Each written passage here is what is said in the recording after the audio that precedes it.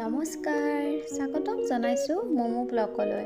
আহকচোন আজি আমি জানো আগন্তুক আহি থকা ৰাখী বন্ধনৰ বিষয়ে কিছু কথা।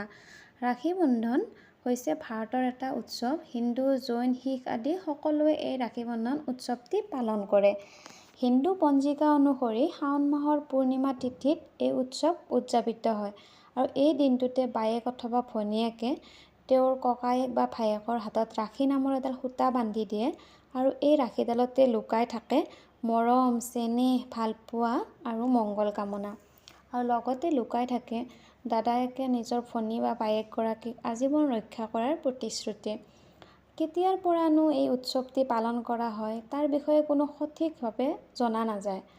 তাৰ কথা পুৰণি আখ্যান মতে দানৱ আৰু দেৱতাৰ মাজত যেতিয়া যুদ্ধ হৈছিলে তেতিয়া দেৱতাসকল বহুত দুৰ্বলৰ দৰে অনুভৱ হ'ল আৰু তেতিয়া দেৱতাৰ ৰজা স্বয়ং ইন্দ্ৰদেৱে বৃহস্পতিৰ কাষ চাপিছিল আৰু তেখেতে বৃহস্পতিৰ আগত কোৱা কথাবিলাক ইন্দ্ৰৰ পত্নীয়ে শুনি আছিল আৰু সেই সময়ত তাই এডাল ৰেচমৰ সূতাত কিছু মন্ত্ৰ শক্তিৰে পবিত্ৰ কৰি ইন্দ্ৰৰ হাতত বান্ধি দিলে আৰু সংযোগমতে সেইদিনা আছিলে শাওণ মাহৰ পূৰ্ণিমা তিথি আৰু লোকবিশ্বাস অনুসৰি তেতিয়াৰ পৰা ৰাখী বন্ধন প্ৰচলিত হৈ আছে।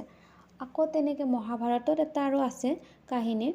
মহাভাৰতৰ মতে কোনো এখন যুদ্ধত হেনো শ্ৰীকৃষ্ণই আঘাতপ্ৰাপ্ত হোৱাত পাণ্ডৱৰ স্ত্ৰী দ্ৰৌপদীয়ে তেওঁক শৰীৰৰ আঁচলখন ফালি আঘাতপ্ৰাপ্ত ঠাইডোখৰত বান্ধি দিছিলে আৰু তাৰ বহুত বছৰ আগত কৌৰৱৰ লগত পাশা খেলত পৰাজিত হোৱাত দ্ৰৌপদীক কৌৰৱৰ ৰাজসভাত অপমান কৰিছিল আৰু বস্ত্ৰহৰণ কৰিবলৈ যাওঁতে স্বয়ং শ্ৰীকৃষ্ণই দ্ৰৌপদীৰ সন্মান ৰক্ষা কৰিবৰ বাবে নিজ মায়াৰে তেওঁক বস্ত্ৰ দান কৰিছিলে।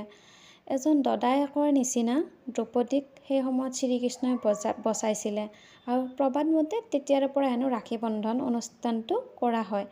আৰু এনেকুৱা বহুত কাহিনী আছে আৰু ঐতিহাসিক মতে হৈছে ৰাণী কৰ্ণৱতী আৰু সম্ৰাট হুমায়ুনৰ ৰাজপুতসকল যেতিয়া যুদ্ধৰ বাবে ওলায় তেতিয়া তেওঁলোকৰ স্ত্ৰীয়ে যুঁজাৰুসকলৰ মূৰত তিলক লগাইছিলে আৰু হাতত ৰেচমৰ সূতা এডাল বান্ধিছিলে আৰু তেওঁলোকে বিশ্বাস কৰিছিল যে এই সূতাডালেই তেওঁলোকৰ স্বামীক বিজয়ী কৰি যুদ্ধৰ পৰা জীৱিত ৰূপত ঘৰলৈ আনিব। তেনেকৈয়ে ৰাখী বন্ধন হ'ল বুলিও কোৱা হয়। আৰু ইফালে 1535 খ্ৰীষ্টাব্দত গুজৰাটৰ ৰজা আছিলে চুলতান বাহাদুৰ শ্বাহে চিতোৰ আক্ৰমণ কৰিছিল আৰু তেতিয়া চিতোৰৰ ৰাণী আছিল বিধৱা ৰাণী আছিল কৰ্ণৱতী। কৰ্ণৱতীয়ে বহুত অসহায় বোধ কৰিলে আৰু তেওঁ এটা কাম কৰিলে, তেওঁ মোগল সম্ৰাট হুমায়ুনলৈ এটা ৰাখী পঠাই দিলে আৰু তাইক সহায় কৰিবলৈ প্ৰাৰ্থনা জনালে আৰু ৰাণীৰ ৰাখীত অভিভূত হৈয়ে হুমায়ুনে চিতোৰ ৰক্ষাৰ অৰ্থে তেওঁৰ সৈন্য প্ৰেৰণ কৰে আৰু হুমায়ুনক সৈন্যৰ চিতোৰ ৰক্ষা কৰে হুমায়ুনৰ সৈন্যই।